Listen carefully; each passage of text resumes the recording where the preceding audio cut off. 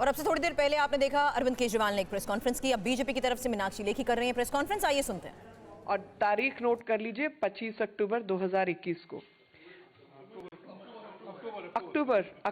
25 अक्टूबर 2021।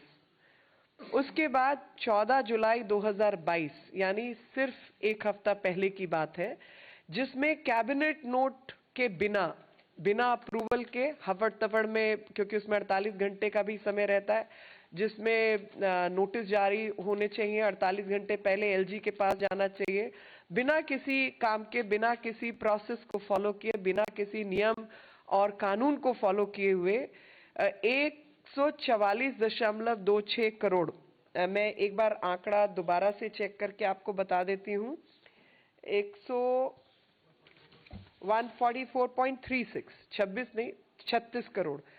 144.36 करोड़ का जो वेवर है, क्या वो मनीष सिसोदिया जी के नेतृत्व में उन कंपनियों को दिया गया बिना नियम बिना कानून का पालन किए? फिर क्योंकि लिकर कार्टेल दिल्ली में चल रहा है, एक पूरा का पूरा एक गैंग है जो ये माफिया चला रहा है, और इसके दौरान 144.36 करोड़ का उनको जो है एग्जेम्पशन दी गई है लाइसेंस फी पर, जिसमें कि कोई अप्रूवल, कोई कैबिनेट नोट, कोई ऑथराइज्ड एजेंसी, किसी को इसमें जोड़ा नहीं गया, उससे किसी से बात भी नहीं की गई। और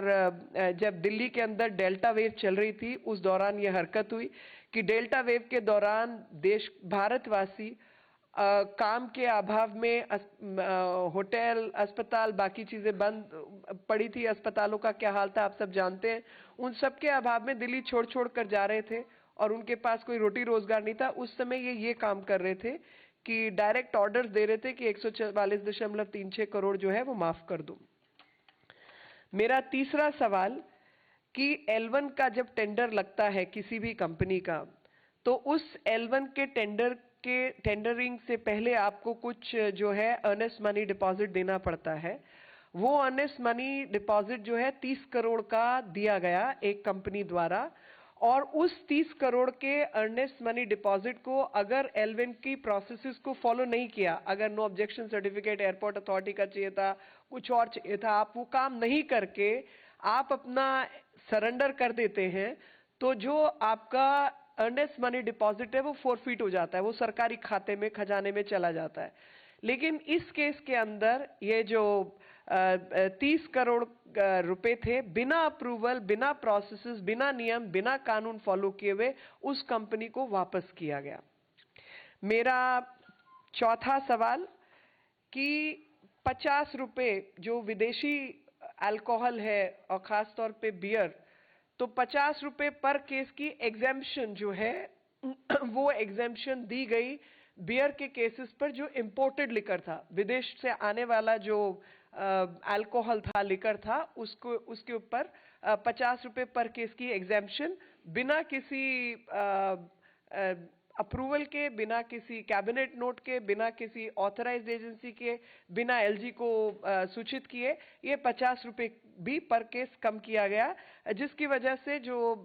दिल्ली की जनता है, उनके जो टैक्स के फायदे थे, जो उनको पैसा आना था, वो सब जो है जनता के पैसे का लगातार नुकसान किया गया। इसके बाद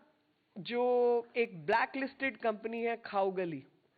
खाओगली नाम की जो ब्लैक लिस्टेड कंपनी है, उसको इन्होंने 2 जोन्स के ठेके दिए हैं। 2 जोन्स के अंदर ब्लैक लिस्टेड कंपनी को ठेका कैसे दिया, इसकी भी एक्सप्लेनेशन ये केजरीवाल जी तथ्यों के साथ दें तो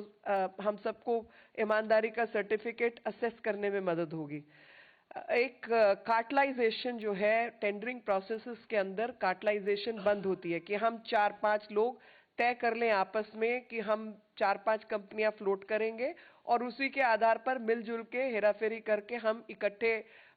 टेंडरिंग में उतरे, और टेंडरिंग प्रोसेस में कि इसको मिले तो मैं पार्टनर, मेरे को मिले तो ये पार्टनर, इस तरीके की जो चीजें हैं वो अवैध है, इलीगल है, गैर कानूनी है। लेकिन आपको हैरानी होगी कि इस सारी जो लिकर पॉलिसी है जिसके अंदर सब धांधलेबाजी हुई है, उसके अंदर कार्टलाइजेशन की प्रोसेस जारी थी। मंगूटा एक कंपनी है, वो मंगूटा कंपनी, एक इंडोस्प्रिट और एक खाओगली। तो फिलहाल पूरा मामला आपको जल्द बता देते हैं कि जिस तरीके से पुरानी एक्साइज पॉलिसी को खत्म कर नई एक्साइज पॉलिसी लाने की बात आई थी, तभी से इसका विरोध हो रहा था और इसी के तहत अब जो आरोप लगाए जा रहे हैं उसी पर केजरीवाल सरकार ये कह रही है कि किसी भी तरह से आप हमें भ्रष्ट साबित नहीं कर सकते। वहीं सबूतों के साथ मीनाक्षी लेखी को आपने सुना, जिन्होंने कहा कि यहाँ पर जरूर भ्रष्टाचार हुआ है। इस बीच आगे भी इस बड़ी खबर पर आगे देंगे आपको अपडेट।